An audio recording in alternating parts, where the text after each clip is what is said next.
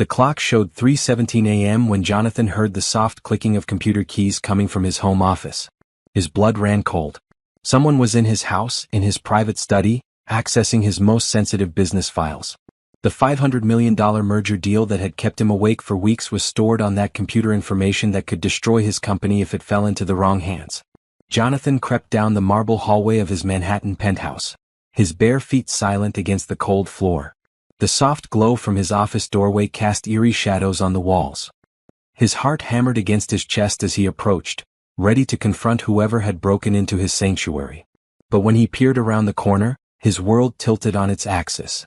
There sat Amelia, his quiet housekeeper of 6 months, hunched over his computer screen. Her dark fingers moved across the keyboard with lightning speed, her beautiful brown eyes scanning lines of complex financial data that had stumped his entire team of Harvard-educated analysts. The same equations that had caused his head of finance to throw his hands up in defeat just hours earlier. Jonathan watched in stunned silence as Amelia's lips moved silently, calculating numbers that would make most people's heads spin. She reached for a pen and began scribbling notes on his expensive notepad, her handwriting neat and precise. Mathematical formulas flowed from her pen like poetry, solving problems that had cost his company millions in consultant fees. This was impossible. Amelia was just his housekeeper. She cleaned his apartment, did his laundry, and prepared simple meals. She barely spoke beyond polite greetings and had never shown any interest in his business. Yet here she was, working through financial models that his top executives couldn't understand. Jonathan's mind raced. Who was this woman? What was she really doing in his home? Had she been planted by his competitors? Was she stealing his secrets? The thought made his stomach turn. He had trusted her with access to his most private space. But as he continued watching, something strange happened. Instead of copying files or taking photos, Amelia was actually solving the problems. She wasn't stealing information, she was fixing it. The merger deal that had seemed impossible was suddenly taking shape on his screen, complete with risk assessments and profit projections that were more detailed than anything his team had produced. Amelia leaned back in his leather chair and rubbed her tired eyes. She looked exhausted, as if she had been working for hours. How long had she been doing this? How many nights had she snuck into his office while he slept? Jonathan stepped into the room, his voice barely a whisper. "What are you doing?" Amelia spun around so fast she nearly fell from the chair. Her dark skin went pale and her eyes widened with terror. She looked like a deer caught in headlights, frozen and vulnerable. "Mr. Pierce, I'm sorry, she stammered, her usual confident demeanor completely shattered. "Answer me," Jonathan said, stepping closer. "What are you doing with my computer? With my files?" Amelia's hands shook as she gestured helplessly at the screen. I saw the papers on your desk yesterday. The merger documents. I noticed some errors in the calculations." "Errors?" Jonathan moved to look at the screen. What he saw made his knees weak. The financial model was perfect. More than perfect, it was brilliant. "You did this?" Amelia nodded slowly, tears forming in her eyes. "I'm sorry. I know I shouldn't have touched your things. I'll pack my things and leave right now." "Wait." Jonathan held up his hand. His mind was spinning. "These calculations, they're correct?" "Yes, sir." "All of them?" "Yes, sir." Jonathan sank into the chair across from his desk, staring at this woman he thought he knew. Amelia sat rigid in his chair, waiting for him to explode, to call security, to have her arrested. But Jonathan couldn't speak. The magnitude of what he was seeing was too overwhelming. This merger had been his white whale for 2 years. His competitors were circling like sharks, waiting for him to fail. His board of directors was losing faith. His investors were pulling out. Everything he had built over 15 years was hanging by a thread, and this woman, his housekeeper, had solved it in one night. "Who are you?" he whispered. Amelia's composure cracked. A single tear rolled down her cheek. "I'm nobody, Mr. Pierce. Just your housekeeper." But Jonathan knew that wasn't true. Nobody was just a housekeeper. Nobody could do what she had just done. As he looked at her, really looked at her, he saw something he had missed before. Intelligence. Deep, profound intelligence that she had been hiding behind a mask of servitude. The woman sitting in his chair wasn't just anybody. She was extraordinary. And Jonathan had been too blind to see it. "How long have you been doing this?" he asked softly. "This is the first time, I swear." "Don't lie to me." Amelia's shoulders sagged in defeat. 3 months, she admitted. "I've been checking your work for 3 months. I couldn't help myself. I saw all these mistakes and you fixed them. I tried to be subtle about it. I would leave corrected papers where you might find them, or I would accidentally knock files off your desk so you would see the errors when you picked them up. Jonathan's mouth fell open.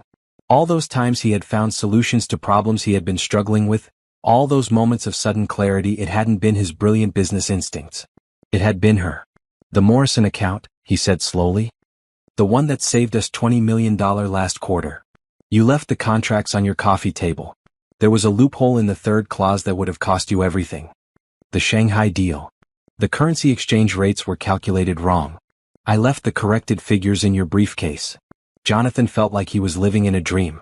Or a nightmare. His entire recent success had been built on the secret help of his housekeeper. A woman he paid $200 a week was responsible for saving his billion-dollar company.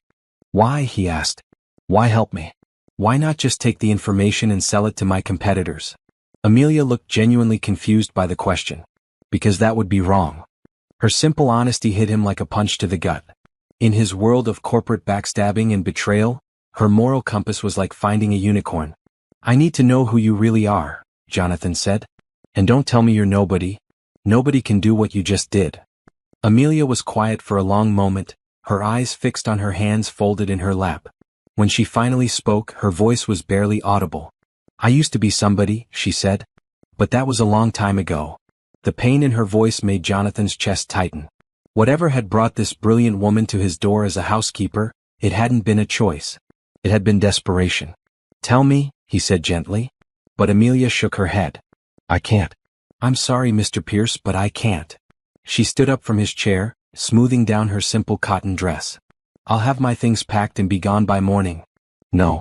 The word came out sharper than Jonathan intended. You're not going anywhere. Amelia froze. Sir? Jonathan stood up, his mind racing. He couldn't let her leave. Not now. Not when he had finally found something real in his world of fake smiles and hidden agendas. We need to talk, he said. Really talk. But not tonight. We're both too shaken up. Mr. Pierce, I can't stay. What I did was wrong. I violated your privacy, your trust.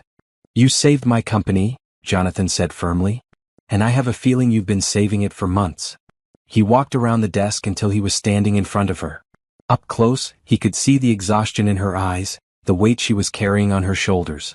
Stay, he said softly. Please. Let me figure out how to thank you properly. Amelia's eyes filled with tears again. You don't understand. I'm not who you think I am. Then tell me who you are. I can't. Why not? Amelia looked up at him, and for a moment, Jonathan saw past her careful mask. He saw fear, pain, and something that looked like shame. Because if I tell you the truth, she whispered, you'll never look at me the same way again. Jonathan felt something shift inside his chest. This wasn't just about business anymore. This beautiful, mysterious woman had been in his life for 6 months, quietly taking care of him, secretly saving his company, and he had barely noticed her. Now he couldn't look away. Try me, he said. But Amelia shook her head and walked past him toward the door. Good night, Mr. Pierce. I'll see you in the morning. As she disappeared into the hallway, Jonathan stood alone in his office, staring at the computer screen full of perfect calculations. His ordered world had been turned upside down in the span of 20 minutes, and he had no idea what to do about it. One thing was certain: he wasn't going to let Amelia walk away without answers. Whatever secrets she was hiding, whatever pain she was carrying, he was going to find out. Because for the first time in his life, Jonathan Pierce had found something more valuable than money or power. He had found a mystery worth solving. Jonathan didn't sleep that night. He paced his penthouse like a caged animal, his mind spinning with questions that had no answers. Every few minutes he found himself back at his computer, staring at Amelia's work. The financial models were flawless. The risk assessments were more thorough than anything his $10,000 an hour consultants had ever produced. The merger strategy was pure genius. By the time the sun rose over Manhattan, Jonathan had made a decision. He was going to confront Amelia, and this time he wasn't going to let her deflect his questions with polite noises and downcast eyes. He found her in the kitchen at 7 a.m., exactly as he had every morning for the past 6 months. She was wearing her usual simple black dress and white apron, her hair pulled back in a neat bun. She looked up when he entered, and their eyes met for just a moment before she quickly looked away. Good morning, Mr. Pierce, she said softly, focusing intently on the coffee machine. Your breakfast will be ready in a few minutes. We need to talk. Sir? About last night. About who you really are. Amelia's hand stilled on the coffee cup she was holding. I told you, Mr. Pierce. I'm just your housekeeper. Jonathan moved closer, studying her face. In the morning light, he could see things he had never noticed before. The way she held herself with perfect posture, despite trying to appear humble. The intelligence that sparked in her dark eyes before she remembered to hide it. The careful way she chose her words, as if English wasn't her first language but he knew it was. Stop lying to me, he said quietly. Amelia's jaw tightened almost imperceptibly. I'm not lying. You solved a $500 million problem in 3 hours. My entire team of analysts has been working on that merger for 8 months, and they couldn't figure out what you did in one night. Maybe they weren't looking at it the right way. And you were? Amelia turned away from him, busying herself with unnecessary tasks. I just have a good head for numbers. A good head for numbers? Jonathan laughed, but there was no humor in it. Amelia, what you did last night wasn't just good with numbers. It was brilliant. It was the work of someone with advanced degrees in finance and mathematics. She went very still. I don't know what you want me to say. I want you to tell me the truth. I want to know why a woman who can solve complex financial equations in her head is working as my housekeeper for $200 a week. Because I need the job. Bullshit. The word hung in the air between them. Amelia turned around slowly, and for the first time since he had known her, she looked directly at him without looking away. Excuse me? You heard me. That's bullshit and we both know it. Someone with your abilities could be making millions on Wall Street. So why aren't you? Amelia's carefully controlled expression began to crack. You don't know anything about me. Then tell me. Help me understand. Why? The question came out sharper than she intended. Why do you care? I'm just the help. Jonathan stepped closer. Because what I saw last night changed everything. You're not just the help. You're extraordinary. Amelia's laugh was bitter. Is that what you think? It's what I know. You know nothing. Her voice rose slightly, years of suppressed emotion beginning to surface. You think intelligence means something? You think being smart guarantees success? You think the world rewards brilliance? Jonathan was taken aback by the pain in her voice. I think it should. Well, it doesn't. Amelia turned away from him again, her hands gripping the edge of the counter. Sometimes being smart just makes the fall hurt worse. What fall? Amelia was quiet for so long that Jonathan thought she wasn't going to answer. When she finally spoke, her voice was barely above a whisper. I used to be Dr. Amelia Johnson. The name hit Jonathan like a physical blow. Dr. Amelia Johnson. He knew that name. Every person in finance knew that name. The economist, he breathed. Former economist. You wrote the paper on market prediction algorithms. The one that revolutionized trading strategies. I did. You were a professor at Columbia. You had your own research firm. You were. Jonathan's mind raced as the pieces began falling into place. You disappeared 3 years ago. There were rumors about what happened, but no one knew for sure. Amelia's shoulders sagged. Now you know. No, I don't. What happened? Why did you disappear? Why are you here, cleaning my apartment instead of running your own company? Amelia turned to face him, and Jonathan saw tears in her eyes. Because I trusted the wrong person. Because I was naive enough to believe that intelligence and hard work were enough. Because I learned that no matter how smart you are, there's always someone smarter and more ruthless. Someone stole your research. Someone stole everything. My research, my reputation, my company, my life's work. And they did it so thoroughly that I couldn't prove what had been taken. To the world, it looked like I had never developed those algorithms at all. Jonathan felt sick. Who? It doesn't matter now. It matters to me. Amelia studied his face, searching for something. What? What difference does it make? Because you're brilliant and you're wasted cleaning my apartment. Because whoever did this to you should pay for it. Because... Jonathan stopped, surprised by the intensity of his own feelings. Because what? Jonathan looked at this woman, really looked at her. The intelligence he had missed, the strength she had hidden, the grace with which she had endured losing everything. How had he been so blind? Because you deserve better, he said simply. Amelia's composure finally cracked completely. Tears spilled down her cheeks and she covered her face with her hands. I can't do this, she whispered. I can't go back to that world. I can't face the whispers and the looks and the pity. Jonathan moved without thinking, closing the distance between them. He gently pulled her hands away from her face. You don't have to go back. he said. But you don't have to hide either. What do you mean? Work with me. Really work with me. Not as my housekeeper but as my partner. Help me build something new. Amelia shook her head. You don't understand. I'm damaged goods. My reputation is ruined. No one in the financial world will work with me. I will. Why? Jonathan realized he was still holding her hands. They were soft and warm and he could feel her pulse racing beneath his thumbs. Because last night, you solved a problem that could have destroyed my company. Because for 3 months, you've been secretly protecting my business without asking for anything in return. Because you're the most brilliant person I've ever met, and I've been too stupid to see it. Amelia pulled her hands away and stepped back. You're feeling sorry for me. I'm feeling amazed by you. It's the same thing. No, it's not. Jonathan's voice was firm. Pity is what you feel for someone who's helpless. What I feel for you is respect. And something else I'm not ready to name yet. Amelia's eyes widened at his words. The air between them seemed to crackle with electricity. Mr. Pierce. Jonathan. My name is Jonathan.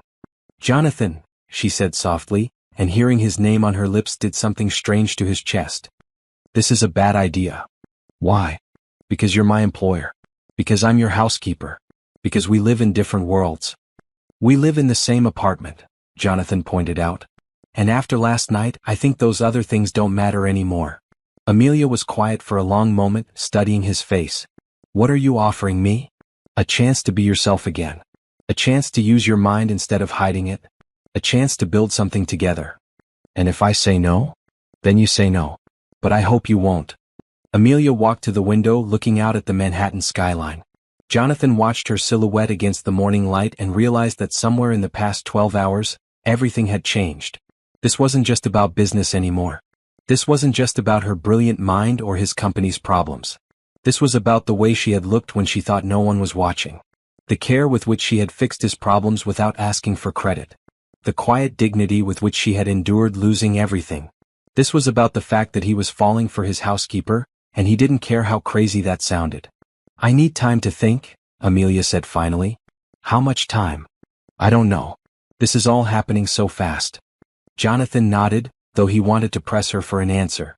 Take all the time you need. But Amelia? She turned to look at him. Don't disappear on me. Whatever happens, don't just vanish. I couldn't handle that. Something flickered in her eyes, surprise, maybe, or something warmer.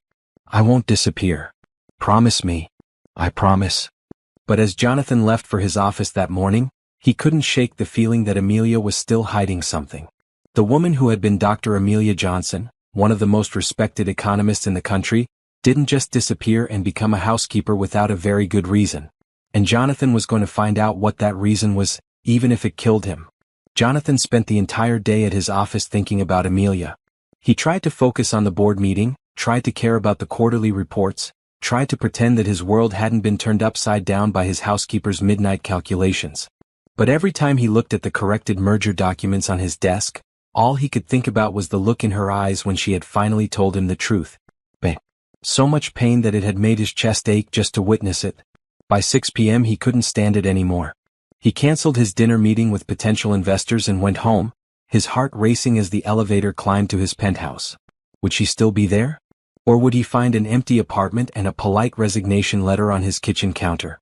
The smell of something delicious cooking greeted him as he opened his front door.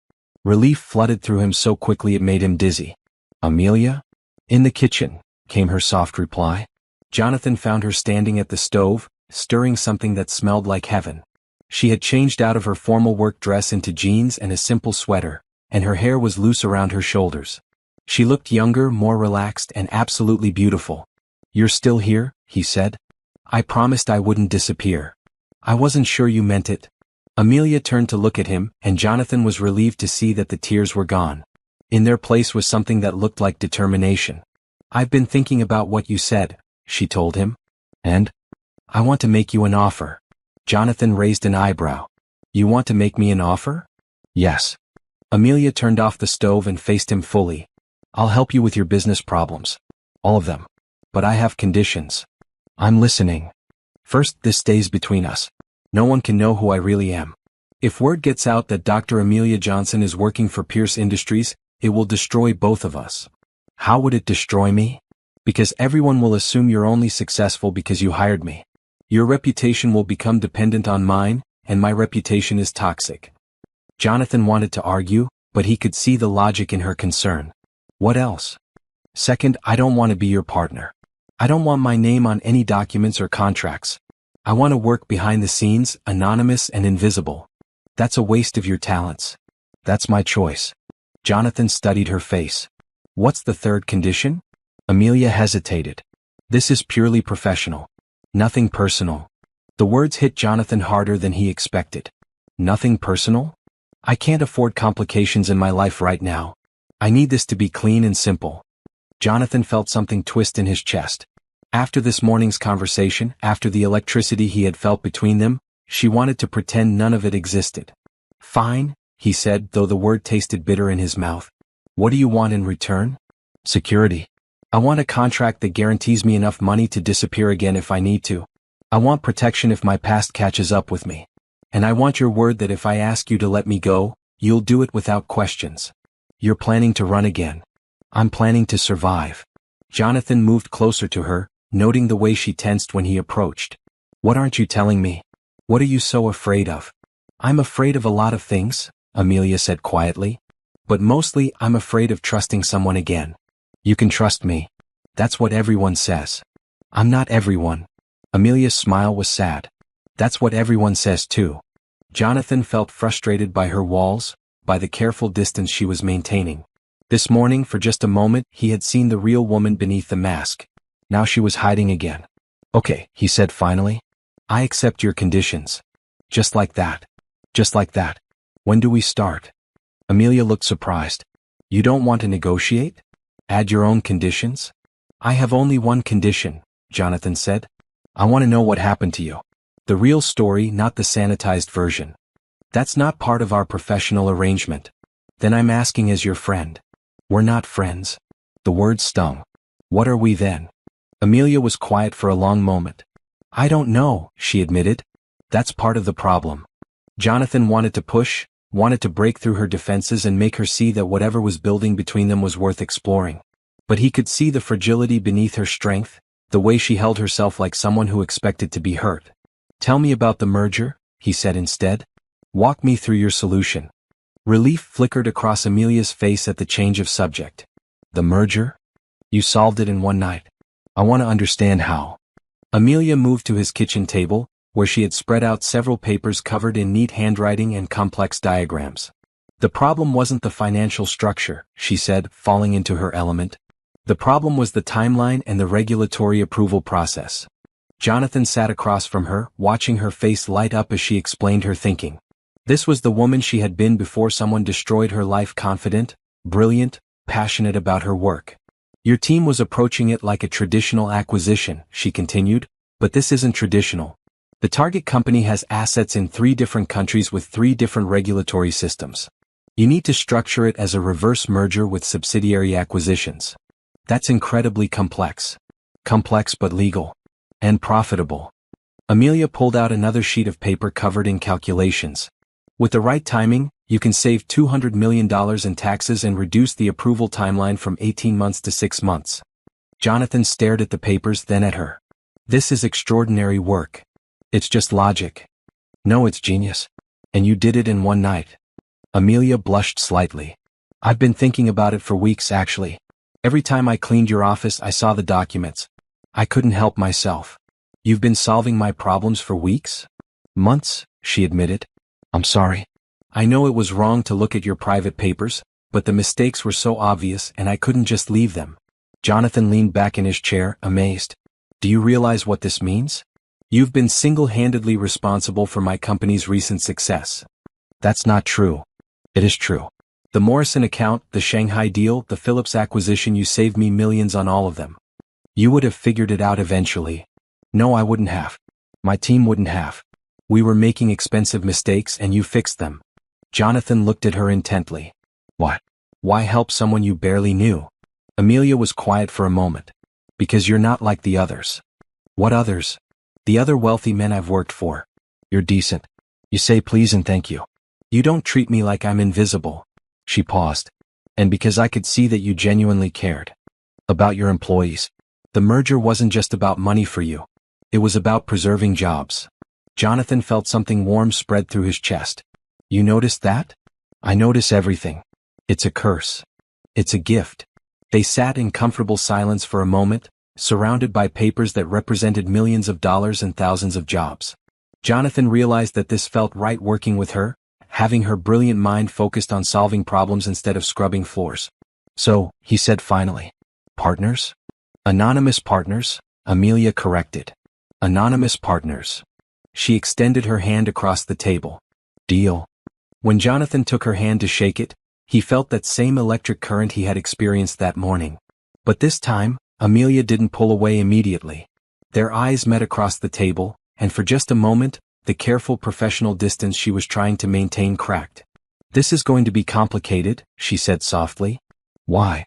Because you're looking at me like I'm more than just your anonymous partner. Jonathan didn't deny it. And you're looking at me like that scares you. It does. Why? Amelia pulled her hand away slowly. Because the last time I trusted someone who looked at me like that, I lost everything. The pain in her voice made Jonathan's chest tighten. What happened? That's not part of our deal. Then tell me as something else. Tell me as someone who cares about you. You don't know me well enough to care about me. I know enough. No, you don't.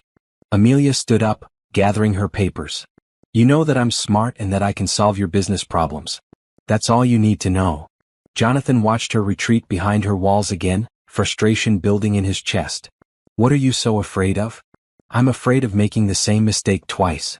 What mistake? Amelia turned to look at him, and Jonathan saw something in her eyes that made his heart race. I'm afraid of falling for my employer, she said quietly. The admission hung in the air between them like a live wire. Jonathan felt his pulse quicken. Would that be so terrible? It would be disaster. Why? Because you have all the power and I have none. Because I'm financially dependent on you. Because if things go wrong, I'm the one who loses everything. Her voice broke slightly. Again. Jonathan stood up, moving toward her. I would never hurt you. You might not mean to. But power corrupts everything, even good intentions. Not everything. Yes, everything. Amelia's voice was firm. I won't be anyone's kept woman again. I won't be anyone's secret. I won't be discarded when the novelty wears off. Again? Jonathan caught the word. That's what happened before? Amelia's face went pale. She had revealed more than she intended. I should go, she said quickly. We can start working on the merger tomorrow. Don't go. I have to. Stay for dinner. You cooked it. I cooked it for you. Then eat it with me. Amelia hesitated, clearly torn between her desire to flee and something else, something that looked like longing. Just dinner, Jonathan said softly. As anonymous partners. Just dinner? Just dinner? But as they sat across from each other at his dining room table, sharing the meal she had prepared, Jonathan knew it was already more than just dinner. It was already more than just business. And from the way Amelia kept glancing at him when she thought he wasn't looking, he suspected she knew it too. The question was whether she would run before they had a chance to find out what they could build together. Jonathan couldn't stop thinking about the pain in Amelia's voice when she had said, again. The next morning, while she worked quietly in his home office on the merger documents, he made a decision that would change everything. He called his private investigator. Michael, I need you to look into someone for me. Discreetly. Of course. Who's the target? Dr. Amelia Johnson. She was an economist at Columbia University about 3 years ago. She disappeared from the academic world suddenly, and I need to know why. There was a pause on the other end of the line. Johnson. That name sounds familiar. Wasn't she involved in some kind of scandal? That's what I need you to find out. But Michael, this is completely confidential. No one can know I'm looking into her background. Understood. How deep do you want me to go? Jonathan thought about Amelia's fear, her walls, her insistence on anonymity. Everything. I want to know what happened to her, who was involved, and why she's so afraid. I'll get back to you in 48 hours. But Jonathan didn't have to wait 48 hours. That afternoon, Michael called him back with preliminary information that made Jonathan's blood run cold. I've got the basics, Michael said. This is bigger than I thought. Dr. Johnson wasn't just involved in a scandal, she was the victim of one. A very public, very destructive one. Tell me. 3 years ago, she was engaged to Dr. Richard Thornton, a fellow economist and her business partner. They had developed revolutionary market prediction algorithms together and started a consulting firm called Predictive Economic Solutions. The company was worth about $50 million and had contracts with major Wall Street firms. Jonathan felt his chest tighten. What happened? Thornton accused her of stealing his research. He claimed that all the major breakthroughs were his work and that she had taken credit for them. He had documentation, witness statements, even emails that seemed to support his claims. Was it true? That's where it gets interesting. The evidence was very convincing, but it was also very convenient. Too convenient. I've seen enough fabricated evidence to recognize the signs. You think it was fake? I think Dr. Thornton was very smart and very thorough. He destroyed her systematically. First, he turned their mutual colleagues against her. Then he filed lawsuits that drained her legal defense fund. Finally, he used his connections in the media to paint her as a fraud who had been riding on his coattails for years. Jonathan gripped his phone tighter. What happened to her? She lost everything. The company, her savings, her reputation, her academic position. The lawsuits were eventually settled out of court, but by then the damage was done. No one in the financial world would work with her. She disappeared completely about 2 years ago. And Thornton? He's now the CEO of Thornton Financial Analytics, a company worth about $200 million. He's considered one of the most innovative minds in predictive economics. Jonathan felt sick. He stole her life's work and destroyed her in the process. That's my assessment, yes. But proving it would be nearly impossible. Thornton was very careful to cover his tracks. What about personal motivation? Why would he do this to someone he was engaged to marry? Michael was quiet for a moment.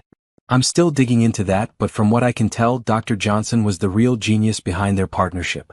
Thornton was ambitious but not particularly brilliant. He may have realized that without her, he was ordinary. Instead of accepting that, he chose to take everything from her. Jonathan ended the call and sat in his office, staring out at the Manhattan skyline. The woman who was currently working in his apartment had been one of the most respected economists in the country. She had built something extraordinary, only to have it stolen by the man she loved and trusted. No wonder she was terrified of trusting him. No wonder she insisted on staying invisible. That evening, Jonathan came home to find Amelia in his kitchen, preparing dinner as usual. She looked up when he entered, and he saw something different in her expression, a softness that hadn't been there before. How did the meetings go? She asked. Fine. Good. The merger is moving forward thanks to your work. Amelia smiled, and Jonathan realized it was the first genuine smile he had seen from her. I'm glad. Amelia, can I ask you something? Her smile faded slightly. What? The man who hurt you. The one who stole your work. Was it someone you loved? Amelia went very still. The wooden spoon in her hand stopped stirring the sauce on the stove. Why are you asking me that? Jonathan moved closer to her. Because I need to understand why you're so afraid. Because I need to know what I'm up against. You're not up against anything. This is a professional arrangement. Is it? Amelia turned to face him, and Jonathan saw the walls going up again. Yes, it is. Then why do you look at me like you're fighting with yourself? Why do you smile when you think I'm not watching? Why did you blush when I said your name yesterday? I don't know what you're talking about. Yes, you do. They stood in the kitchen, the air crackling with tension. Jonathan could see the war being fought behind Amelia's eyes, the part of her that wanted to trust him battling with the part that was terrified of being hurt again. His name was Richard, she said suddenly, so quietly he almost didn't hear her. Jonathan's heart broke a little at the pain in her voice. Tell me about him. He was my partner. My fiancé. The man I thought I was going to marry. Amelia turned back to the stove, but her hands were shaking now. He was charming and brilliant, and he told me he loved me every day for 3 years. What happened? I discovered that he had been documenting everything I did, every breakthrough I made, every algorithm I developed. He had been building a case against me for months, collecting evidence to prove that all our work was really his work. Jonathan felt anger building in his chest. That's impossible. You can't fake that kind of documentation. You can if you're smart enough and patient enough. Richard was both. Amelia's voice was steady, but Jonathan could see the tears forming in her eyes. He had access to all my files, all my research notes. He knew how I thought, how I worked. He used that knowledge to construct a narrative that made me look like a fraud. But surely people who knew you, who had worked with you. He turned them all against me first. He was very subtle about it. He would make little comments about how I was struggling, how he was having to help me more and more. He questioned my contributions in meetings, always politely, always with concern for my well-being. By the time he made his accusations public, everyone was already primed to believe them. Jonathan wanted to put his arms around her, to comfort her, but he could see how fragile she was in this moment. When did you realize what he was doing? The night before he filed the lawsuit. I found him in our home office, going through my personal research notes. When I asked him what he was doing, he smiled and told me he was just making sure he had all the evidence he needed. Evidence for what? To prove that I was a thief and a fraud. To take everything we had built together and claim it as his own. Amelia's voice broke. The man I loved, the man I trusted with everything, looked me in the eyes and told me that I had been stealing from him for years. But that wasn't true. Of course it wasn't true. Those algorithms were my life's work. I had been developing them since graduate school, years before I met Richard.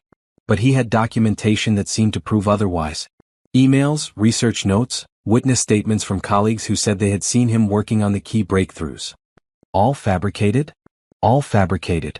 But very convincing. Amelia wiped her eyes with the back of her hand. By the time I realized how thoroughly he had planned my destruction, it was too late. The story was already public. My reputation was already ruined. Jonathan felt something dark and furious building inside him. What happened to your relationship? He called off our engagement the day the lawsuit was filed. He said he couldn't marry someone he couldn't trust. Amelia laughed, but there was no humor in it. The irony was breathtaking. How long did the legal battle last? 2 years. 2 years of depositions and court hearings and lawyers' fees that ate up every penny I had saved. 2 years of watching my former colleagues testify against me, of seeing my work attributed to someone else in every financial journal. But you settled out of court? I had to. I couldn't afford to keep fighting, and Richard knew it. The settlement terms were confidential, but essentially I agreed to never work in economics again in exchange for him dropping the remaining charges. Jonathan felt sick. He banned you from your own profession. Effectively, yes. And even if the legal restrictions weren't in place, no one would hire me anyway. Who wants to work with someone who might steal their research? So you became a housekeeper. I became invisible. It seems safer. Jonathan moved closer to her, noting that she didn't step away this time. Amelia, look at me. She raised her eyes to his, and he saw the pain she had been carrying for 3 years. He was wrong, Jonathan said firmly. Everything he said about you, everything he made people believe, it was all lies. How do you know? Because I've seen your work. I've seen what your mind can do. What you accomplished in one night with my merger documents, that's not the work of someone who steals ideas. That's the work of a genius. Amelia's eyes filled with tears. You don't understand. It doesn't matter if he was wrong. The damage is done. My reputation is destroyed. My career is over. What if it didn't have to be? What do you mean? Jonathan took a deep breath. He was about to make a promise that would change both their lives. What if we could prove that he was lying? What if we could restore your reputation and make him pay for what he did to you? Amelia stared at him in shock. That's impossible. Is it? You're the most brilliant person I've ever met. If anyone could figure out how to prove the truth, it would be you. Jonathan, you don't know what you're saying. Richard is incredibly powerful now. He has connections, resources, legal protection. And I have resources too. More resources than he does. Amelia shook her head. I can't ask you to do that. I can't ask you to put yourself at risk for me. You're not asking. I'm offering. Why? The question came out as barely a whisper. Jonathan looked at this beautiful, brilliant woman who had been so cruelly betrayed, and he realized that his feelings had moved far beyond professional admiration. Because what he did to you was wrong. Because you deserve justice. Because... He paused, knowing that what he was about to say would change everything between them. Because I'm falling for you, and I can't stand the thought of you carrying this pain alone. Amelia's eyes widened. Jonathan, I know you said nothing personal. I know you want to keep this professional. But I can't pretend that what I feel for you is just business partnership. This is exactly what I was afraid of. What? Because you feel it too. Amelia was quiet for a long moment, and Jonathan held his breath, waiting for her answer. Yes, she whispered finally. And that terrifies me. It doesn't have to. Yes, it does.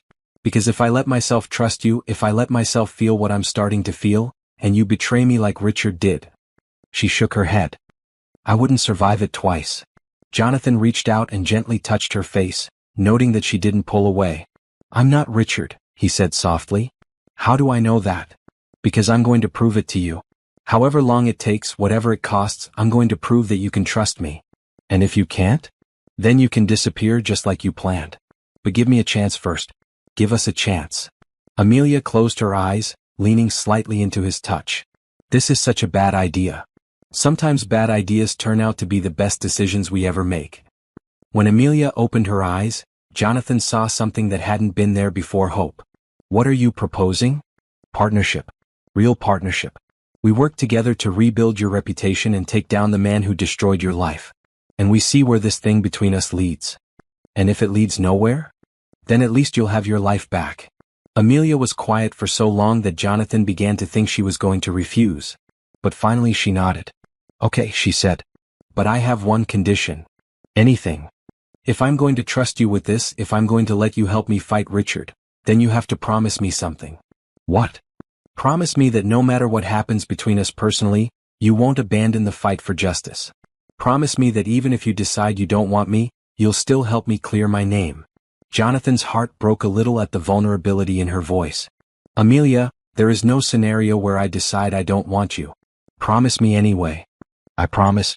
But only if you promise me something too. What? Promise me you won't run. No matter how scared you get, no matter how difficult this becomes, promise me you'll stay and fight. Amelia hesitated, and Jonathan could see the fear warring with determination in her eyes. I promise, she said finally. Then we're really doing this? We're really doing this. Jonathan felt something shift inside his chest: excitement, determination, and something that felt dangerously close to love. So, he said, where do we start? Amelia's smile was fierce and beautiful. We start by being smarter than Richard Thornton ever dreamed of being. And then? And then we destroy him the same way he destroyed me. Completely and publicly. Jonathan realized he was seeing the real Dr. Amelia Johnson for the first time: brilliant, determined, and absolutely formidable. Richard Thornton had made a very big mistake when he underestimated this woman. And now he was about to pay for it. Over the next 2 weeks, Jonathan's penthouse transformed into a war room.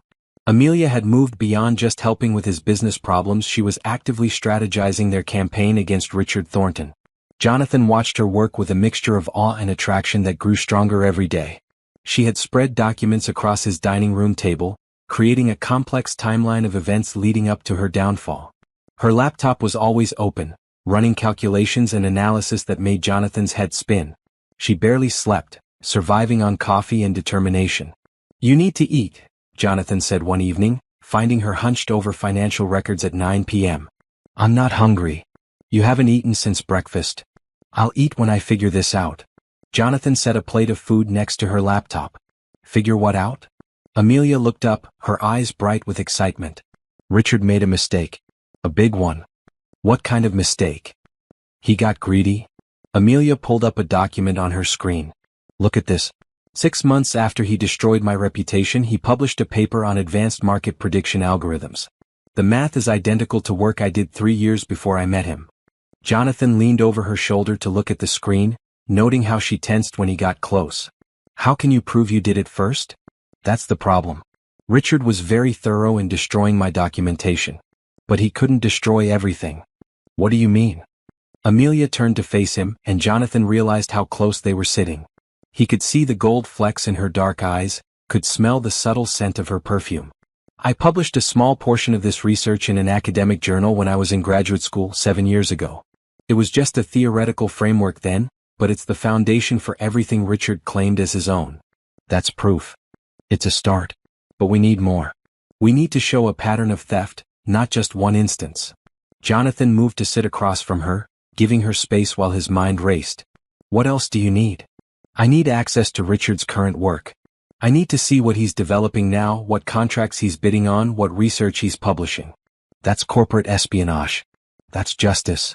Jonathan looked at this woman who had been so gentle and careful for months, now planning to take down one of the most powerful men in finance. The transformation was remarkable and incredibly attractive. How do we get access to his work? We don't. I do. Absolutely not. Amelia raised an eyebrow. Excuse me? You're not going anywhere near Richard Thornton. It's too dangerous. Jonathan, this is my fight. It's our fight now. And I'm not letting you walk into his office alone. I don't need your protection. Maybe not, but you have it anyway. They stared at each other across the table, and Jonathan could see the frustration building in her eyes. "You can't control this," she said firmly. "You can't control me. I'm not trying to control you. I'm trying to keep you safe." "Safe from what?" "Richard isn't going to hurt me physically." "No, but he'll hurt you in other ways. He'll manipulate you, try to make you doubt yourself, try to destroy what little confidence you've rebuilt." Amelia's jaw tightened. "You don't think I'm strong enough to handle him. I think you're the strongest person I know. But I also think you loved him once, and that makes you vulnerable to him." The words hung in the air between them. Amelia looked away, but not before Jonathan saw the truth in her eyes. "That's not fair," she said quietly. "It's honest. I'm over him." "Are you?" Amelia was quiet for a long moment. "I'm over loving him. But I'm not over hating him. Hatred can be just as dangerous as love." "So what do you suggest?" "That we just give up. I suggest we find another way. A smarter way."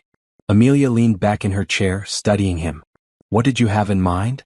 Jonathan pulled out his phone and scrolled through his contacts. "I have connections in the financial world. People who might be willing to help if they knew the truth about Richard. No one believed me 3 years ago. Why would they believe me now? Because now you have proof. And because now you have me backing you up. Your reputation matters more than justice for me. My reputation doesn't matter at all if it's built on lies and other people's suffering." Amelia looked surprised by his response. "You really mean that?" "I really mean that." She was quiet for a moment, then nodded. "Okay. What's your plan?" "We start small. We find people who worked with both of you, people who might have seen something or suspected something.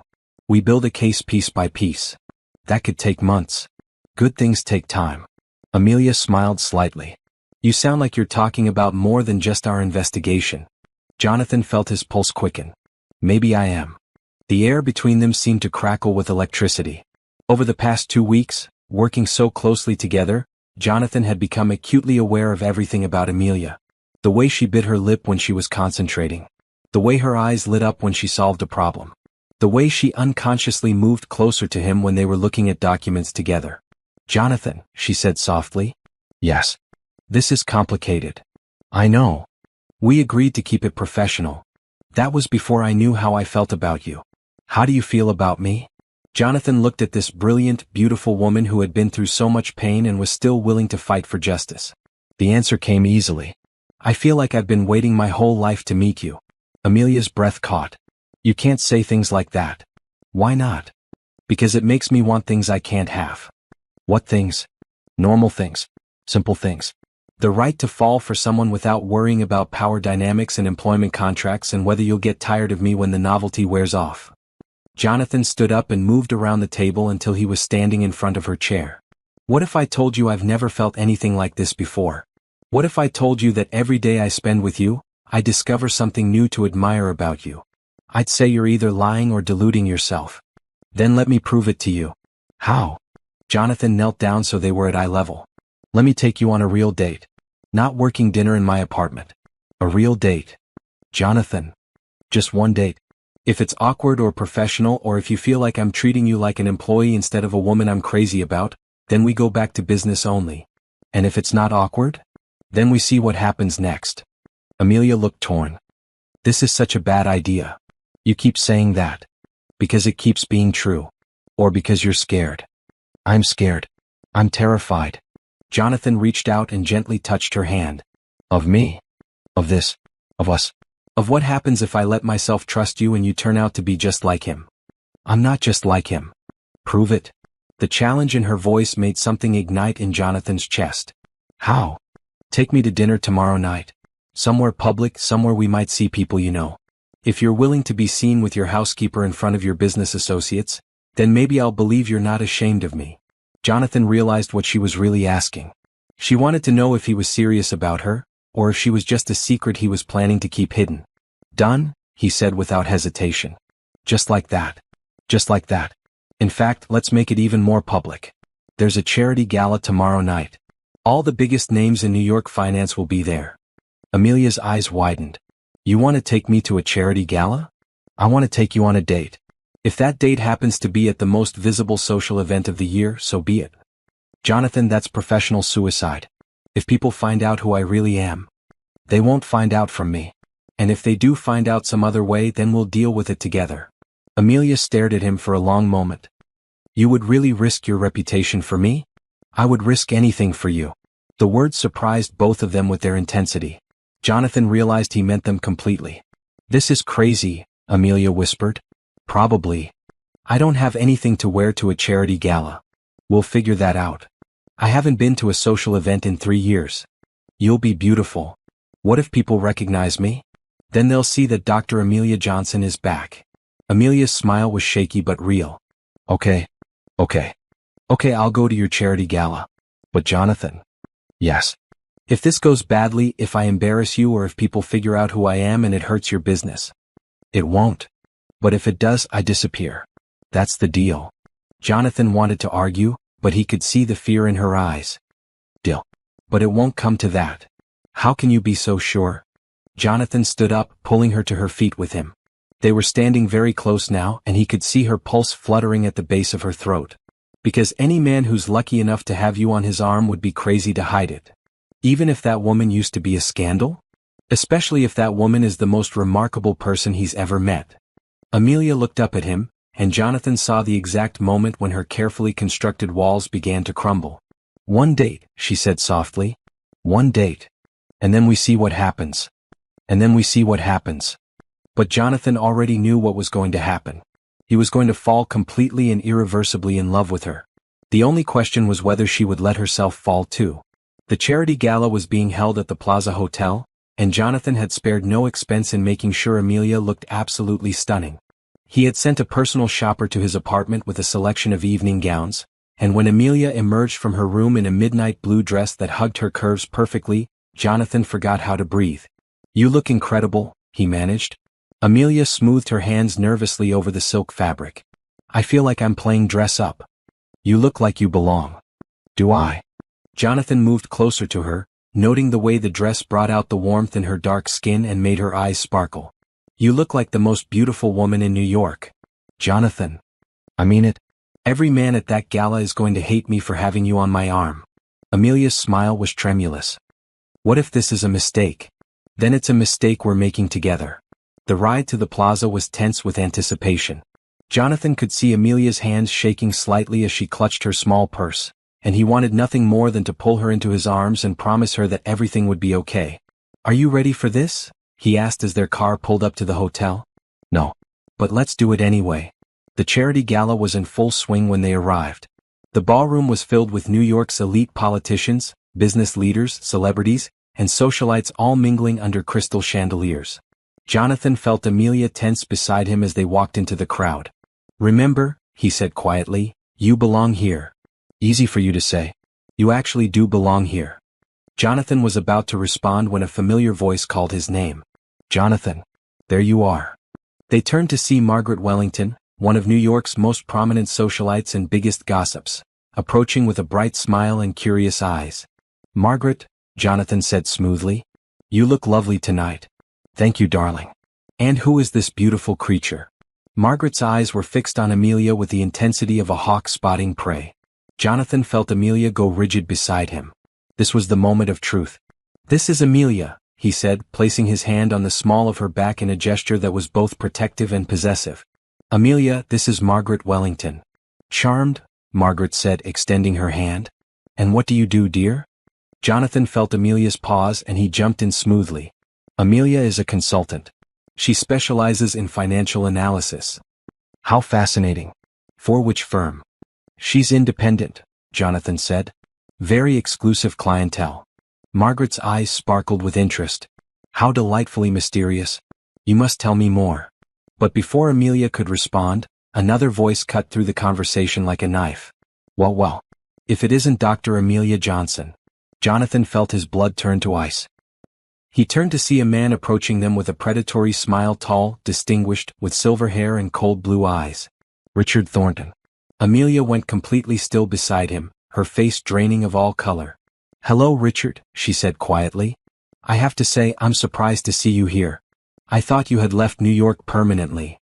I'm full of surprises. Margaret looked back and forth between them with growing excitement. Oh my, do you two know each other? We used to be engaged, Richard said smoothly, his eyes never leaving Amelia's face. Before she tried to steal my research and destroy my career. The words fell into the conversation like a bomb.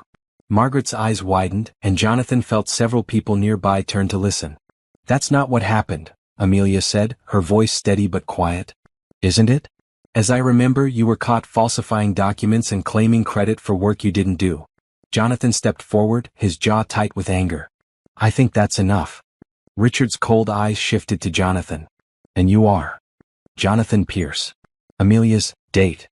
Ah, Pierce Industries. I've heard good things about your recent merger work. Very innovative strategies. Richard's smile was like a shark's.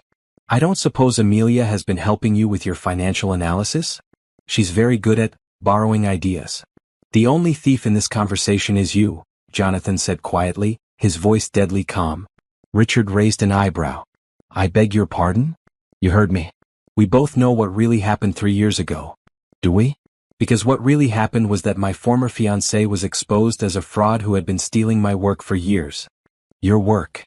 Amelia finally spoke up, her voice gaining strength.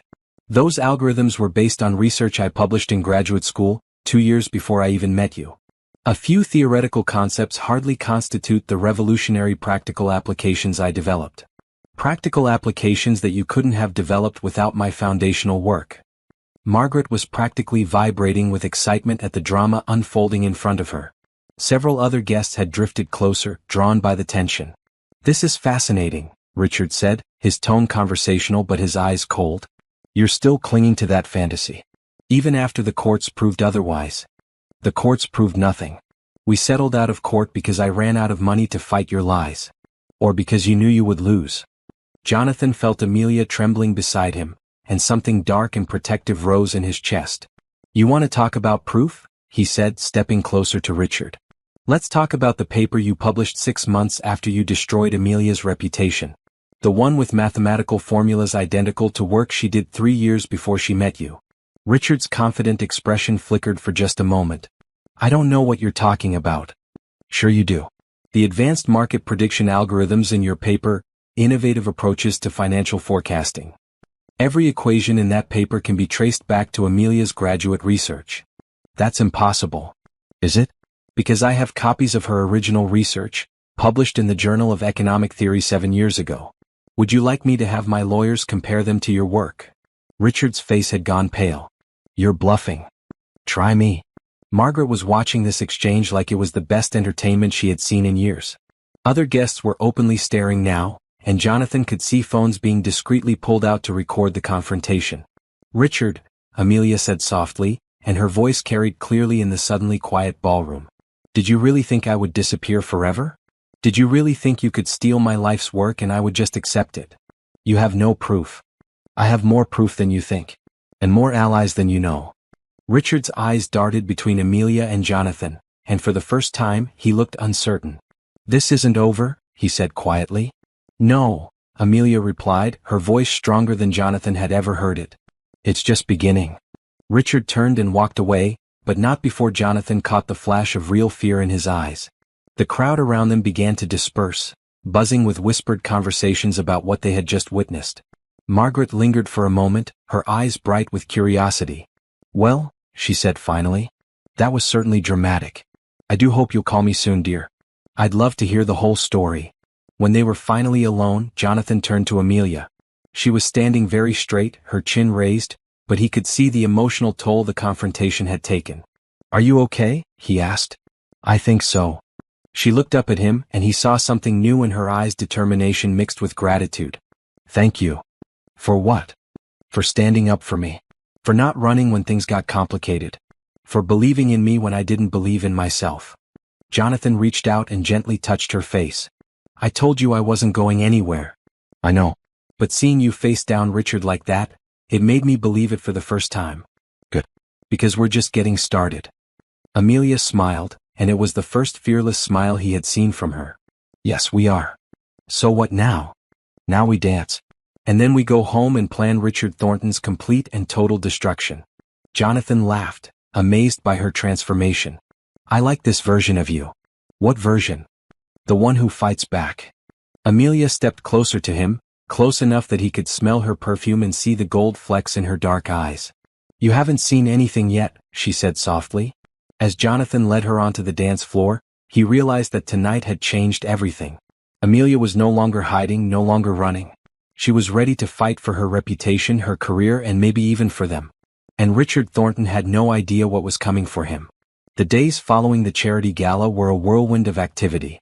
News of the confrontation between Amelia and Richard had spread through New York's financial circles like wildfire, and Jonathan's phone rang constantly with calls from reporters, colleagues, and competitors all wanting to know the real story.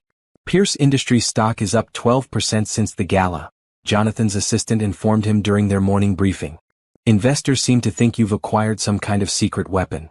Jonathan glanced across his home office where Amelia was working on her laptop, surrounded by legal documents and financial reports. They're not wrong. But the attention came with a price. By the end of the week, Amelia's true identity was public knowledge, and the media was having a field day with the story of the disgraced economist who had returned to challenge her former fiancé. Listen to this, Amelia said, reading from her laptop screen. Former economics professor turned housekeeper. A fallen genius's quest for revenge. They make me sound like a soap opera villain. Jonathan looked up from his own computer. They also ran a piece in the Financial Times questioning Richard's research methods. That's exactly what we wanted. Is it? Because I'm not sure being the subject of tabloid gossip was part of my plan for redemption. Jonathan could hear the stress in her voice. The past week had been overwhelming for both of them, but especially for Amelia, who was still adjusting to being back in the public eye after 3 years of hiding. Hey, he said, moving to sit beside her on the couch. Talk to me. What's wrong? Amelia closed her laptop and leaned back against the cushions. I'm scared that I'm in over my head. Richard has had 3 years to build his empire and cover his tracks. What if we can't prove what he did? What if this all backfires and makes things worse? It won't. How can you be so sure? Jonathan reached for her hand, noting that she didn't pull away anymore. Over the past few weeks, the physical barriers between them had been gradually dissolving. Because you're brilliant and you're right and the truth has a way of coming out eventually. And if it doesn't? Then we make our own truth. We build something so successful, so undeniably excellent, that no one can question your abilities ever again. Amelia turned to look at him, and Jonathan saw something vulnerable in her expression. Why are you doing this? Really? It would be so much easier for you to just walk away from all this drama. Jonathan had been asking himself the same question for weeks, and the answer had become clearer every day. Because I'm falling in love with you, he said simply. The words hung in the air between them. Amelia's eyes widened, and Jonathan could see her pulse quicken at the base of her throat. Jonathan. I know it's complicated. I know the timing is terrible. I know you have every reason not to trust me. But I can't pretend anymore that this is just about business or justice or proving Richard wrong. You can't love me. You barely know me. I know that you're the smartest person I've ever met. I know that you have more integrity in your little finger than most people have in their entire bodies. I know that you've been hurt terribly and you're still willing to fight for what's right. I know that when you smile, really smile, it lights up the entire room. Amelia's eyes filled with tears. Those are just things you think you know. Then tell me the things I don't know. Tell me about your childhood, your family, your dreams before Richard destroyed them. Tell me what scares you and what makes you happy and what you want your life to look like 5 years from now. Why? Because I want to know everything about you. Because I want to understand the woman I'm falling for. Amelia was quiet for a long moment, and Jonathan could see her internal struggle. The part of her that wanted to trust him was battling with the part that was terrified of being vulnerable again. I grew up in Detroit, she said finally, so quietly he had to lean closer to hear her. My mom was a teacher, my dad worked at the Ford plant. They saved every penny to send me to college. They must be proud of you. They were. Before everything fell apart. Amelia's voice broke slightly. My mom called me after the scandal broke.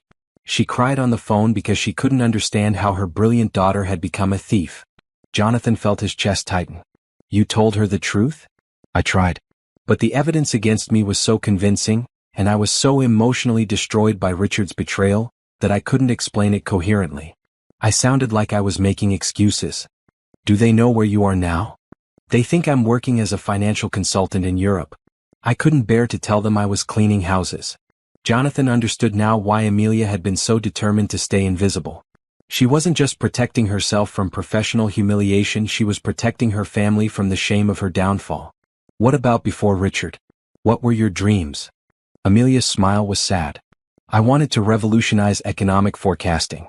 I wanted to develop algorithms that could predict market crashes and prevent recessions. I thought I could use mathematics to make the world more stable, more fair. You still can. No, I can't. Even if we prove Richard stole my work, even if we restore my reputation, I've lost 3 years. The field has moved on without me. So you catch up. So you develop something even better. It's not that simple. Why not? Amelia pulled her hand away from his and stood up, moving to the window. Because I'm not the same person I was 3 years ago. Richard didn't just steal my work, he stole my confidence, my belief in myself, my ability to trust my own judgment. Jonathan joined her at the window, looking out at the Manhattan skyline. What do you mean? I mean that every time I sit down to work on something new, I hear his voice in my head telling me I'm not as smart as I think I am. I second-guess every calculation, every insight, every creative leap. The part of my brain that used to generate breakthrough ideas is paralyzed by self-doubt. Jonathan felt a surge of anger at Richard Thornton so strong it made him dizzy.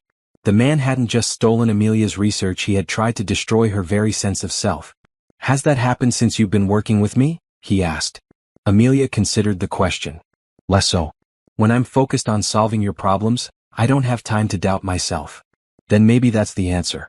Maybe you need to stop trying to work for yourself and start working with someone who believes in you absolutely. What are you saying? Jonathan turned to face her fully. I'm saying join my company. Really join it. As a partner, not a consultant. Help me build something revolutionary. Jonathan, that's crazy. Is it? Think about what we could accomplish together. Your brilliant mind, my resources and connections, our combined determination to change the world. People would say you only hired me because we're, whatever we are. Let them say it. We'll prove them wrong with our results. Amelia shook her head. You're asking me to trust you with everything. My career, my reputation, my future. Yes, I am. That's terrifying. I know. What if you change your mind about me? What if this thing between us doesn't work out and you decide I'm more trouble than I'm worth? Jonathan stepped closer to her, close enough to see the fear and hope warring in her dark eyes. Then I guess you'll have to trust that I'm not Richard. That I'm not going to betray you or abandon you or use your feelings against you. How can I trust that? How can I trust anyone after what he did to me? Because, Jonathan said, reaching out to gently cup her face in his hands, I'm going to prove it to you every single day for the rest of our lives. Amelia's breath caught. The rest of our lives? I told you I was falling in love with you. I meant it. This isn't some temporary infatuation or a power trip. This is me realizing that I've found the person I want to build a life with. Tears spilled down Amelia's cheeks. You can't know that. We've only been, whatever this is, for a few weeks. I know that when I wake up in the morning, the first thing I think about is seeing your smile. I know that when you're not here, the apartment feels empty. I know that the idea of you walking out of my life makes me feel physically sick. Jonathan. I know that you're stronger than you think you are, more brilliant than you believe, and more beautiful than you realize. I know that Richard Thornton was the biggest fool in history for throwing away something as precious as your love. Stop, Amelia whispered, but she didn't pull away from his touch. Why? Because you're making me want to believe you. Good. Because I mean every word. Amelia closed her eyes, leaning into his touch. If I do this, if I trust you and you hurt me, I won't. But if you do, it will destroy me completely. There won't be anything left to rebuild. Jonathan felt the weight of her trust settling on his shoulders like a sacred responsibility. I won't hurt you, he said firmly. I can't promise that everything will be perfect or that we won't have challenges. But I can promise that I will never betray you, never abandon you, and never stop fighting for us. Amelia opened her eyes and looked at him for a long moment, and Jonathan could see the exact moment when she made her decision. Okay, she said softly. Okay. Okay, I'll trust you. I'll join your company. I'll see where this leads us. Really? Really? But Jonathan? Yes. If you ever make me regret this decision, I will destroy you so completely that Richard Thornton will look like a merciful enemy in comparison. Jonathan laughed, relief and joy flooding through him. Deal. Deal. And then, finally, after weeks of careful distance and professional boundaries, Jonathan leaned down and kissed her. Amelia melted against him, her arms coming up to wrap around his neck, and Jonathan realized that this moment, this leap of faith they were taking together was worth every risk. When they finally broke apart, both breathing hard, Amelia smiled up at him. So, she said, partners? Partners? Jonathan confirmed. In every sense of the word. Then we better get to work. We have a company to build and a reputation to restore. And Richard Thornton to destroy. And Richard Thornton to destroy, Amelia agreed, her smile fierce and beautiful. As they settled back onto the couch to work, side by side this time instead of carefully apart, Jonathan realized that something fundamental had shifted between them. They were no longer just employer and employee, or even just allies in a fight for justice. They were partners. In business, in their quest for truth, and in something deeper that was just beginning to bloom between them. And Richard Thornton had no idea what was coming for him. 3 weeks later, Jonathan's world came crashing down. He was in his office reviewing quarterly reports when his CFO burst through the door, his face pale with panic. Jonathan, we have a problem. A big problem. What kind of problem? The Morrison merger just fell through. The Philips acquisition is being investigated by the SEC. The Shanghai deal is facing fraud allegations. All of our major contracts from the past 6 months are under review. Jonathan felt his blood turn to ice. What? That's impossible. Those deals were rock solid. That's what we thought. But someone has been feeding information to regulatory agencies, suggesting that our financial models were based on fraudulent data. What kind of fraudulent data? Algorithmic predictions that were allegedly stolen from a competitor. Jonathan's stomach dropped. Richard. What? Richard Thornton. He's behind this. The Economist? Why would he target us? Jonathan ran his hands through his hair, his mind racing. Because I'm dating the woman who exposed him as a fraud. Because we threatened to prove he stole her research. Because he's trying to destroy us before we can destroy him. Sir, I'm not following. Get me Amelia. Now. Jonathan's assistant found Amelia in the conference room where she had been working on a new financial model. She took one look at Jonathan's face and immediately knew something was wrong. What happened? Richard happened. He's launched a coordinated attack on every major deal we've completed in the past 6 months. Amelia's face went white. How? He's claiming that our financial models were based on stolen algorithms. He's suggesting that you've been feeding me fraudulent data to manipulate our business deals. That's insane. Every model I've created for you has been completely original. I know that. You know that. But Richard has somehow fabricated evidence that suggests otherwise. Amelia sank into a chair, her hands shaking. This is my fault. I brought this down on you. No, this is Richard's fault. But we need to figure out how to fight it. Jonathan, you don't understand. If the SEC believes these allegations, they can freeze all your assets, suspend your business operations, and potentially file criminal charges. Your company could be destroyed. Then we prove the allegations are false. How? Richard has had 3 years to perfect his methods of fabricating evidence. If he's managed to make it look like I've been stealing algorithms and feeding them to you? Amelia's voice trailed off as the full implications hit her. Jonathan could see the devastation in her eyes. He's not just trying to destroy me this time, she whispered. He's trying to destroy you too. He's using me as a weapon against you. Jonathan moved to kneel in front of her chair, taking her hands in his. Hey, look at me. We're going to fight this. How? Even if we prove the allegations are false, the damage is already done. Your investors will lose confidence, your clients will walk away, your reputation will be ruined. Then we'll rebuild. With what money? If the SEC freezes your assets. Amelia, stop. I need you to focus. I need your brilliant mind working on solutions, not spiraling into worst-case scenarios. Amelia took a shaky breath. Okay, let me think. She stood up and began pacing the conference room, her mind visibly working through the problem. The allegations are based on the premise that I've been stealing algorithmic research and feeding it to you to manipulate your business deals, she said, her voice becoming steadier as she slipped into analytical mode. Right. But that's impossible to prove because all of my work for you has been completely original. So Richard must have fabricated evidence that appears to show algorithmic theft.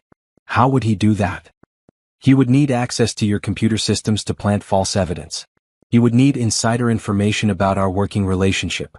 And he would need credible witnesses to support his claims. Jonathan felt a chill run down his spine. You think he has someone inside my company? I think it's the only way this works. Someone with access to our files, our communications, our work product. Who? Amelia was quiet for a moment, thinking. Who knew about our real relationship? Who knew that I was Dr. Amelia Johnson? Just a few people. My assistant, my CFO, my head of security? What about Margaret Wellington? From the charity gala? Jonathan's blood turned to ice. Margaret has connections to everyone in the financial world. If she spread the story about who you really are, then Richard would have known exactly how to frame this attack. They stared at each other as the pieces fell into place. He's been planning this since the gala, Jonathan said. He's been building a case against us for weeks. And now he's ready to spring his trap. Jonathan's phone rang, interrupting their analysis. It was his lawyer. Jonathan, I've been contacted by the SEC. They want to interview you and Amelia tomorrow morning. They're treating this as a serious investigation. What kind of evidence do they have? Documents that appear to show algorithmic code being transferred from Thornton Financial to Pierce Industries. Email communications between you and Amelia discussing the use of acquired research. Financial models that match algorithms patented by Thornton's company. Jonathan felt sick. That's all fabricated. Maybe. But it's very convincing fabrication. Jonathan, you need to prepare for the possibility that they might arrest you both. Arrest us. If they believe you've been knowingly using stolen intellectual property to manipulate financial markets, that's federal fraud. We're talking about potential prison time. Jonathan ended the call and looked at Amelia, who had gone completely pale. We have less than 24 hours to prove our innocence, he said. Or we both go to prison and Richard Thornton wins completely. Amelia was quiet for a long moment, and when she spoke, her voice was filled with determination. Then we better get to work. What do you have in mind? We're going to do what Richard doesn't expect. We're going to attack him first. How? Amelia's smile was fierce. We're going to prove that he's the one who's been stealing algorithms.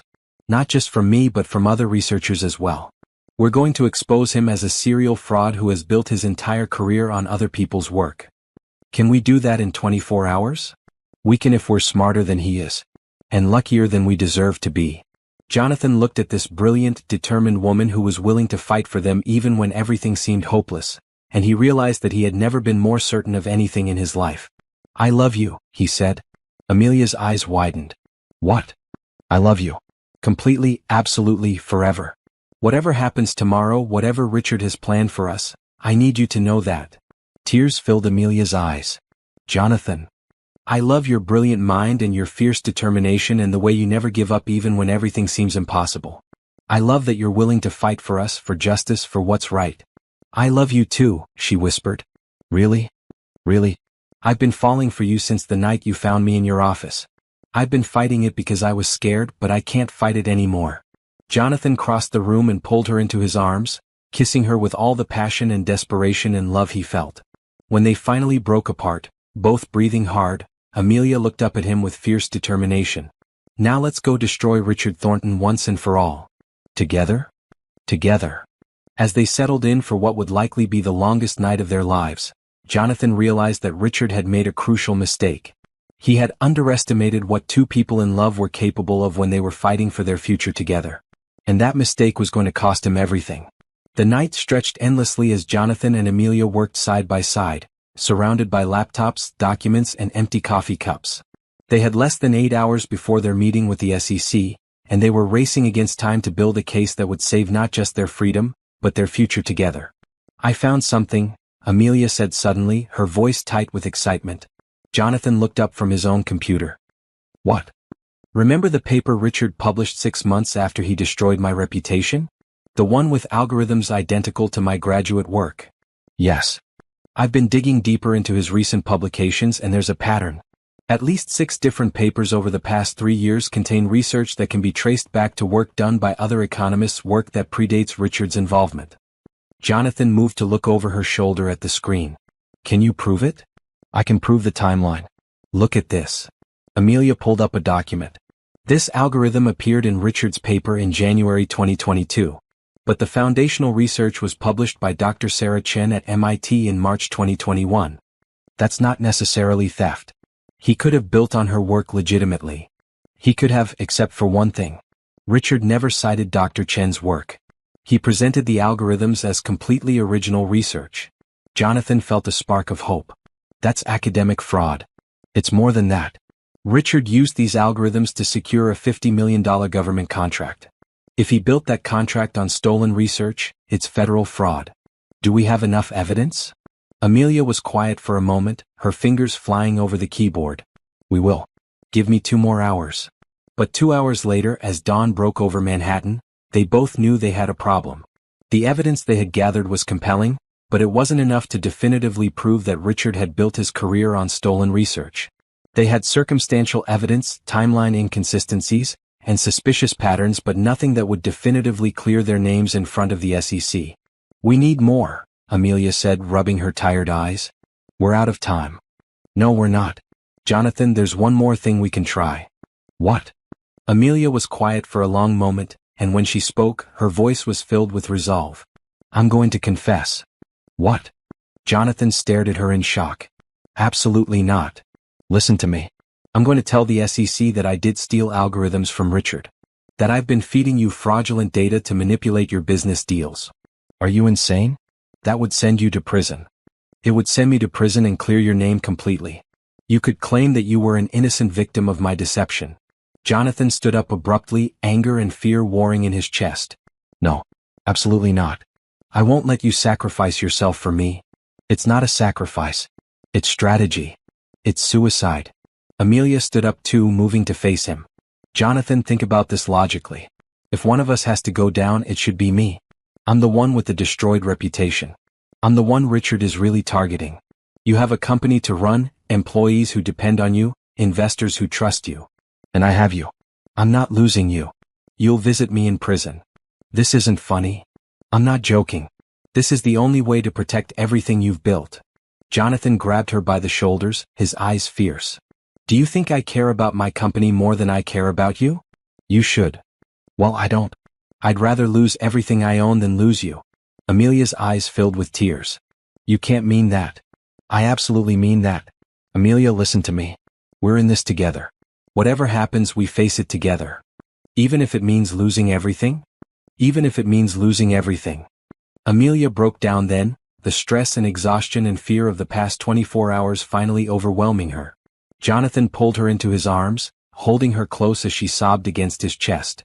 I'm so sorry, she whispered. This is all my fault. If I had just stayed hidden, if I had never told you who I really was, then I never would have fallen in love with the most extraordinary woman in the world. Your extraordinary woman is about to destroy your life. My extraordinary woman is the best thing that ever happened to me. They held each other as the morning light streamed through the windows, both knowing that in a few hours, their entire future would be decided by a room full of federal investigators. What if we're wrong? Amelia asked quietly. What if Richard's evidence is too convincing? What if they don't believe us? Then we'll appeal. We'll fight it in court. We'll spend every penny I have proving our innocence. And if that doesn't work? Jonathan pulled back to look at her, his eyes serious. Then we'll face whatever comes next together. But Amelia, I need you to promise me something. What? Promise me you won't try to sacrifice yourself for me. Promise me you won't confess to crimes you didn't commit. Jonathan. Promise me. Whatever happens in that room today, we tell the truth. All of it. And we face the consequences together. Amelia looked at him for a long moment, and Jonathan could see the love and fear and determination warring in her dark eyes. I promise, she said finally. Good. Now come on. We have 1 more hour to prepare, and I want to make sure we're ready for anything Richard might throw at us. But as they gathered their documents and prepared for what could be the most important meeting of their lives, Jonathan couldn't shake the feeling that they were walking into a trap. Richard Thornton had had 3 years to perfect his methods of destroying people, and he had resources and connections that they couldn't match. The only advantages they had were the truth and their love for each other. Jonathan just hoped that would be enough. An hour later, as they walked into the federal building in Lower Manhattan, Jonathan reached for Amelia's hand. Ready? He asked. No. But let's do this anyway. Together? Together. But as they approached the conference room where the SEC investigators were waiting, Amelia stopped suddenly. Jonathan, wait. What?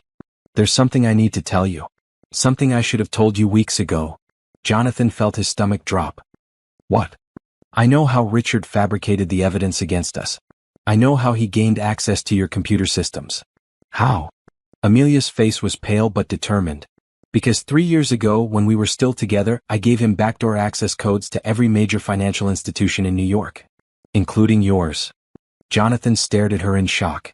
What? It was for a research project we were working on together. A way to analyze real-time market data across multiple platforms. But the access codes never expired. You mean he's been able to hack into my systems this entire time? Yes. And that's how he planted the evidence that makes it look like I've been stealing algorithms. Jonathan felt the ground shift beneath his feet. Why didn't you tell me this before? Because I was ashamed. Because it meant that every success we've had, every victory we thought we'd won, could have been monitored and manipulated by Richard. Amelia. But Jonathan, don't you see? This is also our smoking gun. If we can prove that Richard has been illegally accessing financial systems using codes I gave him 3 years ago, we can prove that he's the one who's been committing fraud. Jonathan realized what she was saying. We can turn this entire case around. We can. But it means admitting that I gave him those access codes. It means confessing to a federal crime that could send me to prison for 10 years. Jonathan stared at her, understanding finally dawning. This was the decision she had been struggling with all along. She could save them both by confessing to the original crime that had made Richard's current attack possible. But it would cost her everything. There has to be another way, he said. There isn't. And Jonathan, I've decided. I'm going to tell them the truth. All of it. Even if it means prison? Even if it means prison. Because I'd rather go to jail for something I actually did than let Richard destroy us both for crimes we didn't commit. Jonathan looked at this brave, brilliant woman who was willing to sacrifice herself for justice and for him, and he realized that he had never loved anyone more. Then we tell them together, he said firmly. What? I was your accomplice. I knew about the access codes. I benefited from the illegally obtained data. If you're going down for this, then I'm going down with you. That's not true. It will be true once I say it under oath. Amelia stared at him in amazement. You would do that? You would lie to federal investigators for me? I would do anything for you. Jonathan, no. I won't let you destroy your life for me. And I won't let you face this alone. They stood in the hallway outside the conference room, facing the biggest decision of their lives. In a few minutes they would walk into that room and either clear their names or confess to federal crimes. Either way, their future together hung in the balance. What if there's a third option? Amelia said suddenly.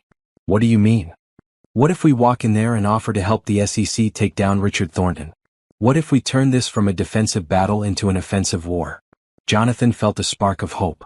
You think they'd be interested? I think Richard Thornton has been committing financial crimes for 3 years, and we're the only people who can prove it. That makes us valuable witnesses, not just suspects. It's risky. Everything is risky now. Jonathan looked at the woman he loved, the brilliant economist who had been beaten down but never defeated, and he realized that she was right. They could keep fighting defensively, trying to prove their innocence. Or they could go on the attack and take Richard down once and for all. Okay, he said. Let's go destroy Richard Thornton. Together? Together. As they walked into the conference room to face the SEC investigators, Jonathan felt a strange sense of calm. Whatever happened next, they would face it side by side. They would fight for the truth, for justice, and for their love. And Richard Thornton was about to learn that some people are dangerous precisely because they have nothing left to lose.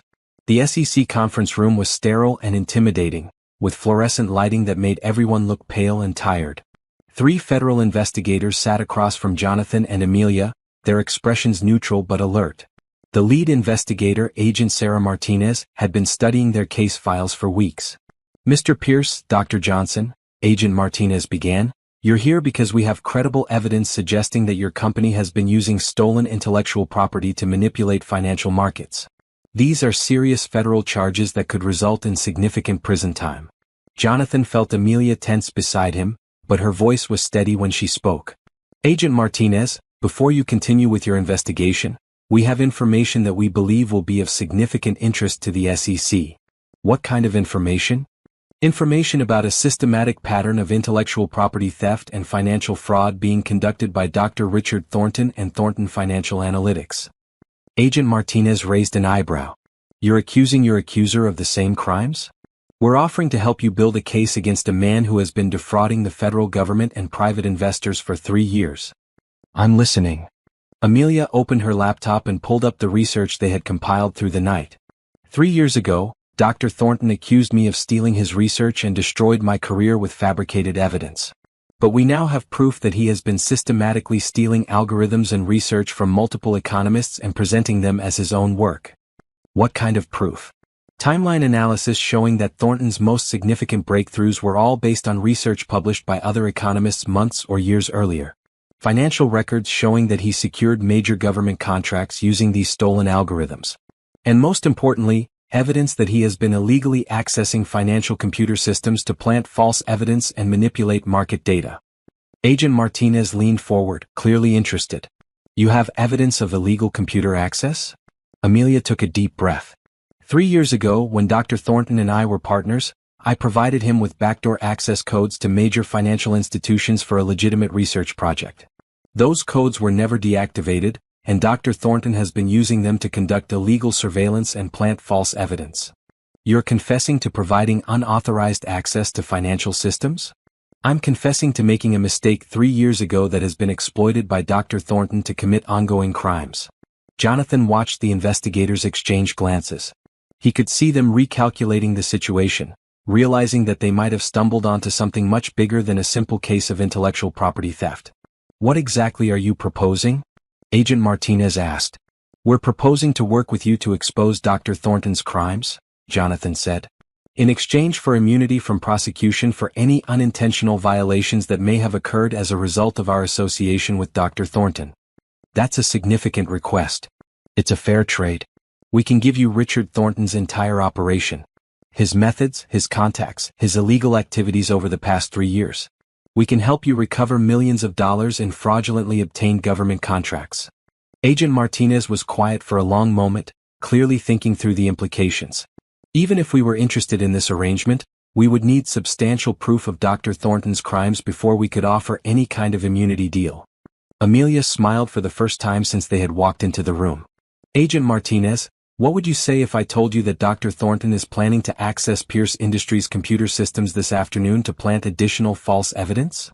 I'd say that sounds like entrapment. It's not entrapment if we're simply monitoring illegal activity that Dr. Thornton plans to commit anyway. You know about planned illegal computer access? We know that Dr. Thornton is feeling pressure from our public confrontation at the charity gala. We know that this SEC investigation is his attempt to destroy us before we can expose him. And we know that he will try to plant additional evidence to strengthen his case against us. Jonathan pulled out his phone. In fact, he should be attempting to access our systems right about now. Agent Martinez looked skeptical. And you know this how? Because we baited him, Amelia said simply. We sent emails this morning suggesting that we had found definitive proof of his crimes and were planning to release it to the media this afternoon. If I know Richard, he's already trying to hack into our systems to find out what we have on him. And if he does?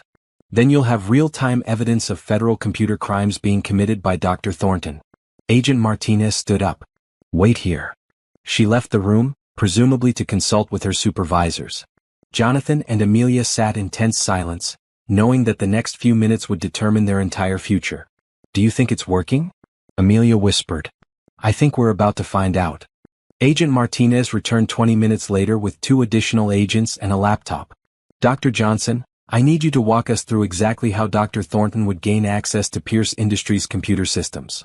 For the next hour, Amelia provided a detailed technical explanation of the backdoor codes and access methods that Richard had available to him. As she spoke, the federal agents monitored Pierce Industries' systems in real time. And then at 2:47 p.m., their trap was sprung. We have illegal access, one of the technical agents announced. Someone is currently in Pierce Industries' system using the backdoor codes Dr. Johnson described. Can you trace the access point? Agent Martinez asked. Already on it. The access is coming from Thornton Financial Analytics. Suite 4500 Manhattan Financial Tower. Agent Martinez turned to Jonathan and Amelia with something that looked like respect. Congratulations. You just handed us a federal case. 2 hours later, federal agents were executing search warrants at Thornton Financial Analytics while Richard Thornton was being arrested for multiple federal crimes including computer fraud, intellectual property theft, and securities manipulation. Jonathan and Amelia watched the news coverage from Jonathan's office, hardly daring to believe that their nightmare was finally over. It's really over, isn't it? Amelia said softly. It's really over. And we're really free? We're really free. Amelia turned to look at him, and Jonathan saw something in her eyes he had never seen before. Peace. So what happens now? She asked. Now we build the life we want. Together. What kind of life? Jonathan moved to sit beside her on the couch. The kind where Dr. Amelia Johnson gets the recognition she deserves. The kind where we build something amazing together, both professionally and personally. I don't know if I'm ready to be Dr. Johnson again. You don't have to be ready today. But someday when you are ready, the world is going to remember why you were considered one of the most brilliant economists of your generation. Amelia smiled, tears forming in her eyes. And what about us? What happens to whatever this is between us? Jonathan reached into his jacket pocket and pulled out a small velvet box. Amelia's eyes widened in shock. Jonathan, what are you doing? Something I should have done weeks ago. He dropped to one knee beside the couch. Amelia Johnson, you are the most brilliant, brave, beautiful woman I have ever met. You saved my company, you saved my reputation, and you saved my heart. Will you marry me? Amelia stared at the ring box in shock. Are you serious? I've never been more serious about anything in my life. Jonathan, this is crazy. We've only been us for a few weeks. I've been falling for you since the night I found you in my office solving impossible problems. I've loved you since the morning you trusted me with your real identity. And I knew I wanted to spend my life with you the moment you were willing to sacrifice yourself to protect me. But what if? No what ifs, Jonathan said firmly. No fears about the future, no worries about what people will think, no doubts about whether we're moving too fast. Just yes or no. Do you love me enough to build a life with me? Amelia looked at this man who had stood by her through her darkest moments, who had believed in her when she didn't believe in herself, who had been willing to risk everything for her. Yes, she whispered. Yes. Yes, I love you enough to build a life with you. Yes, I want to marry you. Yes to everything. Jonathan slipped the ring onto her finger and pulled her into his arms, kissing her with all the passion and love and relief he felt. When they finally broke apart, both laughing and crying at the same time, Amelia looked down at the beautiful diamond on her finger. So, she said, what happens now? Now we plan a wedding. Now we announce our engagement. Now we tell the world that Dr. Amelia Johnson is back and she's going to revolutionize economics all over again. Together? Together. Pierce & Johnson Financial Analytics. How does that sound? It sounds perfect. 6 months later, Amelia stood in front of a packed auditorium at Columbia University, delivering her first public lecture since her exile. The title of her talk was Ethical Innovation in Financial Forecasting, and the audience included many of the same colleagues who had turned their backs on her 3 years earlier. Jonathan sat in the front row watching his wife, his brilliant, extraordinary wife, reclaim her place in the academic world with grace and dignity. As Amelia concluded her presentation to thunderous applause, she looked directly at Jonathan and smiled. It was the same smile that had first captured his heart. Intelligent, determined, and full of hope for the future. After the lecture, as they walked hand in hand across the Columbia campus, Amelia turned to him. Thank you, she said. For what? For seeing me when I was invisible. For believing in me when I didn't believe in myself. For loving me enough to fight for us. Thank you for solving my problems in the middle of the night. For trusting me with your heart. For being brave enough to love me back. So what's next for Pierce & Johnson Financial Analytics? Whatever we want it to be. We have the rest of our lives to figure it out. Amelia laughed, the sound bright and joyful in the evening air. I love the sound of that. The rest of our lives? All of it. Our company, our future, our love story. Jonathan stopped walking and pulled her into his arms, right there on the sidewalk where anyone could see them. I love you, Dr. Johnson Pierce. I love you too, Mr. Pierce Johnson. Are we really going to hyphenate both our names? We're really going to do whatever makes us happy. And as they kissed under the streetlights of Manhattan, with their whole future stretching out before them, both Jonathan and Amelia knew that they had found something rare and precious. A love strong enough to survive betrayal, brilliant enough to outwit their enemies, and deep enough to last a lifetime. Richard Thornton was serving a 15-year federal sentence for fraud, conspiracy, and computer crimes. But more importantly, Dr. Amelia Johnson was back where she belonged, using her brilliant mind to change the world, supported by a man who loved her completely. Sometimes the best revenge is living well. And sometimes, if you're very lucky, living well includes finding the love of your life in the most unexpected place. Even if that place happens to be your own kitchen at 3 a.m, solving problems you never knew you had. Dear listeners, thank you so much for joining Jonathan and Amelia on their incredible journey from employer and housekeeper to partners in love and business. This story of redemption, trust, and finding love in unexpected places has been such a joy to share with you. I'd love to hear your thoughts. What moment in their relationship did you find most compelling? Did you suspect that Amelia was hiding her true identity from the beginning? What did you think of Jonathan's willingness to risk everything for love? And how did you feel about the way they took down Richard Thornton together? Please share your favorite scenes, your thoughts on their romance, and whether you'd like to see more stories about brilliant women reclaiming their power. Your comments and engagement mean the world to me. The end.